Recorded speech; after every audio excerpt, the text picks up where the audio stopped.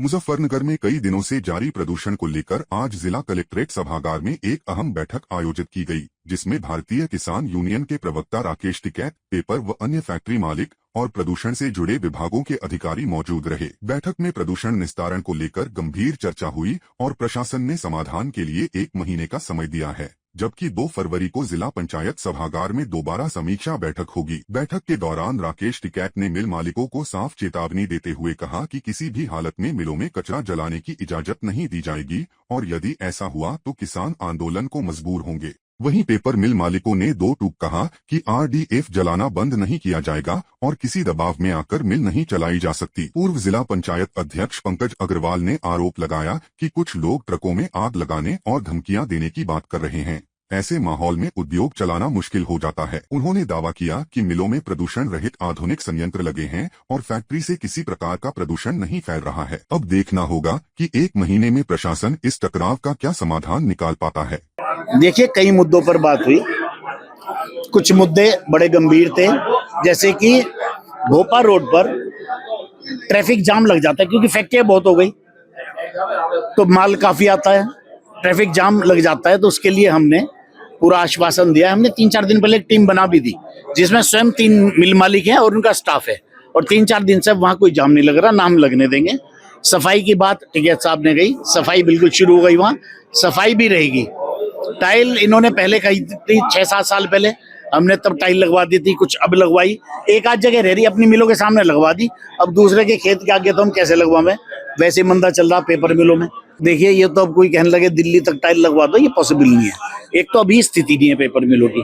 टिकैत साहब ने बिल्कुल ठीक कहा कि भाई अपनी मिलों के आगे लगवाएं, हमने लगवाई भी है, जो रहेगी और लगवा देंगे और सफाई भी रखेंगे वहाँ। RDF को लेकर विवाद मतलब हमारी तरफ से तो कुछ है नहीं भाई। RDF जो है, ये जो MSW यानी म्युनिसिपल वेस्ट है, म्युनिसिपल वेस्ट को साफ करके RDF बनाया जाता है, जो कि सारी दुनिया में ये चल रहा है। RDF से पावर प्लांट्स चल रहे हैं, खूब बिजली बनाई जा रही। हिंदुस्तान में भी 5-6 तो दिल्ली में ही है, अहमदाबाद में है, पुणे में है और कई जगह है, इंदौर में है। और यहाँ जब मैं चेयरमैन था मुजफ्फरनगर में भी मैंने नीदरलैंड्स की टीम को मैं ही लाया था यहाँ 25 मेगावाट बिजली का प्लांट लगाने के लिए। तो ये बहुत अच्छा फ्यूल है, खराब नहीं है, बनता तो कूड़े से ही है, तो ऐसा उसमें से खुशबू तो आने की नहीं, बदबू तो आएगी थोड़ी बहुत, लेकिन ये एक पर्यावरण अनुकूल है और हमने पर्यावरण नियंत्रक संयंत्र लगा रखे हैं सारे बड़े आधुनिक, तो इसमें कोई दिक्कत नहीं है। अब हमसे कहा गया कि RDF बिल्कुल नहीं आने देंगे यहाँ, हम उसमें भाला दे देंगे, सुआ दे देंगे। तो उस केस में हमने कहा कि फिर इस स्थिति में हम मिल नहीं चला पाएंगे। सारे मिल वाले, सब मिल वालों ने कहा कि अगर ऐसी बात होगी तो ऐसे डर के, और इतना जब सरकार अलाउ कर रही है तो वो हम नहीं कर सकते। 1 महीने का टाइम लिया प्रशासन के सामने और गांव वालों ने दिया उनको। गांव की कमेटी एक बनी, इतने कुछ सुधार की बात करी है, वो चाहे वाटर वाला हो या एयर का हो या सड़क का हो। अभी उसकी बात इन्होंने करी तो 2 फरवरी को फिर मीटिंग होगी यहाँ पे, और फिर वे गांव वाले क्या कहेंगे, क्योंकि उनकी कमेटी बताएगी। अब हमने गांव की 6 गांव के लोग हैं, उन्हीं की कमेटी बना दी, वही अगला वो बताएंगे। वही 1 महीने में जो इनसे करवाना वो करवा लो। एक तो सड़क का होगा, ये जितनी भी सड़क है ये सड़क का होगा, जो मिट्टी पड़ी, जो डस्ट है, वहां पर टाइल्स वर्क का काम वो है, गांवों में पानी का काम है, और जो इनकी छाई जाती है गांव में, इसको रोकने का काम है। 3 काम अभी इन्होंने बताया कि हम करके देंगे, और नहीं सुधार होता फिर क्या कहीं हम जाए लेकर तनख्वाह पे यहाँ पे कोई, फिर यही है। गांव के लोग जब तक संतुष्ट नहीं होंगे हमारा अभियान जारी रहेगा। RDF को लेकर भी बात हुई, आज ही पूरी कमेटी वहां पे जा रही है, और क्या बीमारी है उसे देखने जा रही है, वहीं पे इनके यार्ड में हमारी टीम जा रही है, और जो पोल्यूशन के अधिकारी है वे जा रहे हैं। ट्रक बाहर सड़क पर खड़ा नहीं होगा, अभी उसको देखने जा रहे हैं वो क्या चीजें हैं। वो विवाद पूरा जो है वो उसी पे ही है, संगठन का काम है। तो ये नहीं रुकेंगे तो भाई रुकने चाहिए, सबको प्रोग्राम यहाँ पे करने चाहिए। रुकते रहेंगे जब भी तो इनके खिलाफ मूवमेंट बनेगा।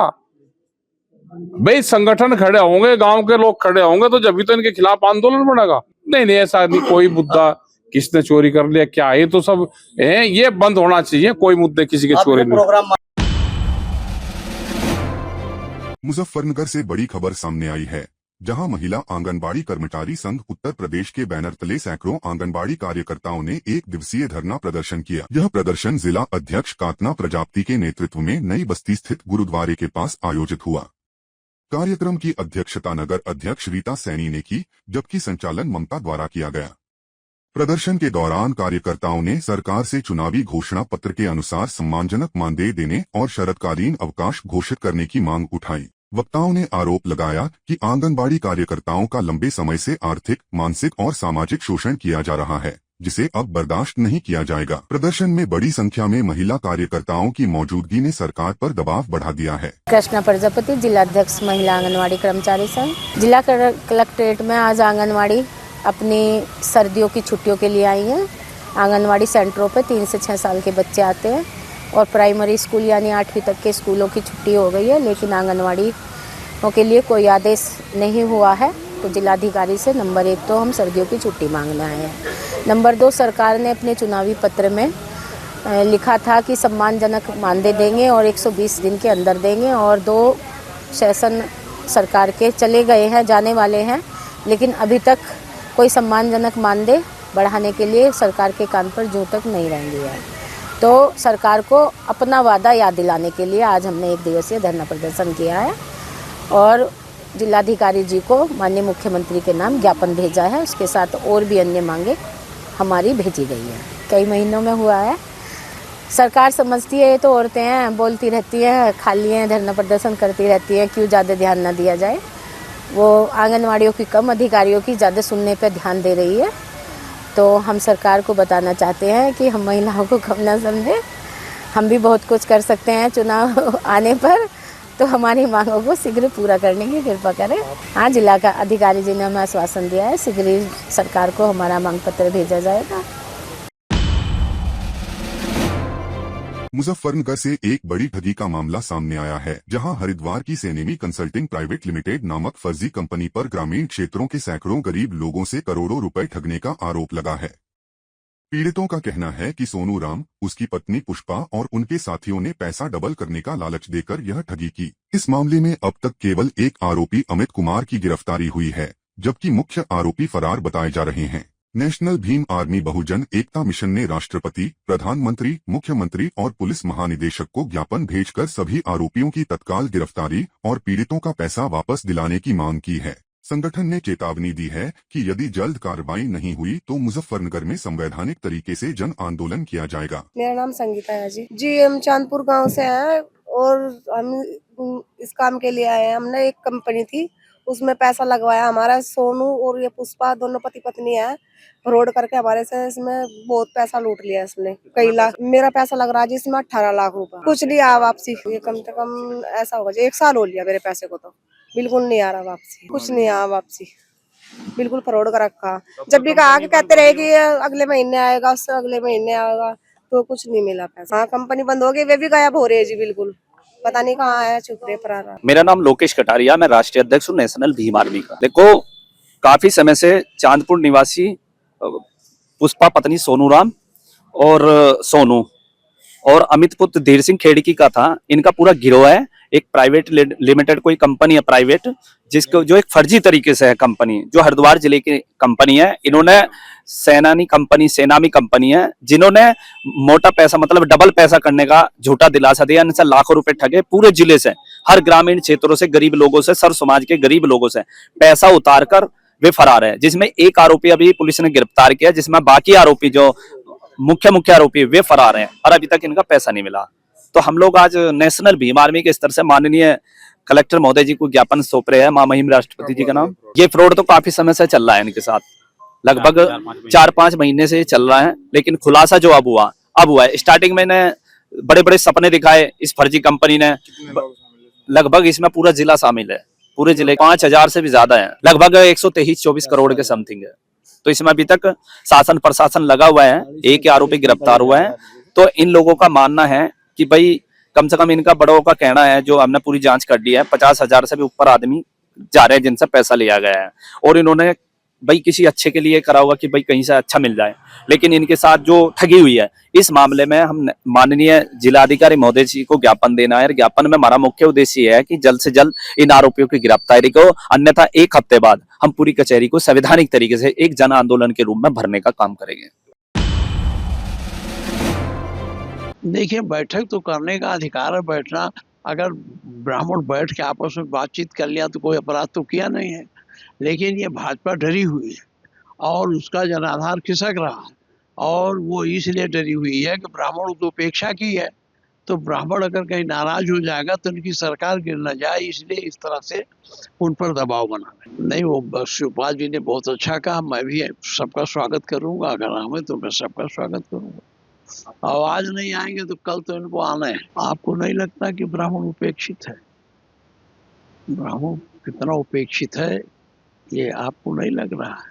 सारे बड़े बड़े लोग जिलों को कुछ स्वजातीय माफियाओं के हाथों में समर्पित कर दिया, वहां ब्राह्मण कितना पीड़ित है आपको पता है? देखिए, आप जानते हैं कि यह सरकार ब्राह्मण विरोधी है और ब्राह्मणों की उपेक्षा कर रही है, तो अगर ब्राह्मण बैठ कर रहे हैं तो उनको ये भय होगा कि खिसक न जाए हमारी सरकार।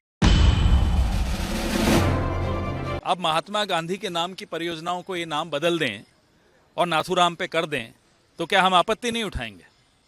महात्मा गांधी का नाम हटा के नाथूराम का नाम रख दोगे तो हम तो आपत्ति उठाएंगे। इन्हें आपत्ति क्या है महात्मा गांधी के नाम से, हमें नहीं समझ में आता। हमले हो रहे हैं और सरकार, भारत सरकार, मुझे नहीं लगता उस दिशा में कुछ ज़्यादा कदम उठा रही है। और ये चिंता का विषय है कि रोज़ एक खबर आती है कि वहाँ जान माल पर हमले हो रहे हैं हिंदुओं। बजट से 40-45 दिन पहले चुपचाप आनन फानन में रेल के भाड़े बढ़ा दिए गए। ये मध्यम वर्ग और लोअर मध्यम वर्ग पे सीधा सीधा हमला है। हमने इनके नेताओं को सम्मान दिया या नहीं दिया? इनके कई नेता तो सम्मान के काबिल नहीं थे, अब वो नहीं रहे तो उनके बारे में नहीं बोलना चाहिए, फिर भी दिया। जो थे सम्मान के काबिल उनकी भी मैं बात बताऊं, अटल जी का इलाज किसने कराया विदेश में? राजीव गांधी जी ने कराया। इनकी अपनी पार्टी के वयोवृद्ध नेता, ये मोदी जी उनको कितना सम्मान दे रहे हैं वो आपने देख लिया। अडवाणी जी, मुरली मनोहर जोशी जी, वेंकैया नायडू जी, और अभी लाइन में आ गए हैं गडकरी जी, राजनाथ सिंह जी, और भी कई हैं। तो ये जो 2G है, 2 गुजरात के जो हमारे लोग हैं, ये 2G ने 5G 5G सब निपटा दिया है। पिछले 10 सालों से आप देखिए क्या हालत बना रखी है। हमारी हनुमान जयंती, रामनवमी है, हम सब मनाते हैं, बचपन से मनाते आए हैं। अचानक देखोगे आप बजरंग दल, हिंदू परिषद वाले लोग जाकर मस्जिदों के सामने डीजे बजाकर नाचेंगे, उकसाने वाले गाने बजाकर। क्यों भाई? त्योहार आपका है, मनाइए ना। किसी और के मस्जिद के बाहर खड़े होकर काहे नाच रहे हो? अब त्योहार ईसाइयों का है, क्रिसमस है, तो चर्च के सामने जाकर हनुमान चालीसा पढ़ रहे हैं साहब। ये गुंडागर्दी नहीं है तो क्या है? हमारे धर्म में ये कहीं नहीं लिखा कि किसी और के त्योहार में खलल डालो, किसी धर्म में नहीं लिखा है। ईद आती है तो पशु प्रेमी बन जाते हैं, अरे साहब बकरे कट रहे हैं, बड़े दुखी हैं। खुद रात को मटन खाएंगे, कहेंगे उनके बकरे कट रहे हैं। ये मजाक बना रखा है इन लोगों ने। ये संघ ने जो जहर के बीज बोए हैं, ये खरपतवार वहीं से पैदा हुई है। इस खरपतवार का मुकाबला हिंदू धर्म ने, भारत की सभ्यता ने हमेशा किया है और अब भी करेंगे।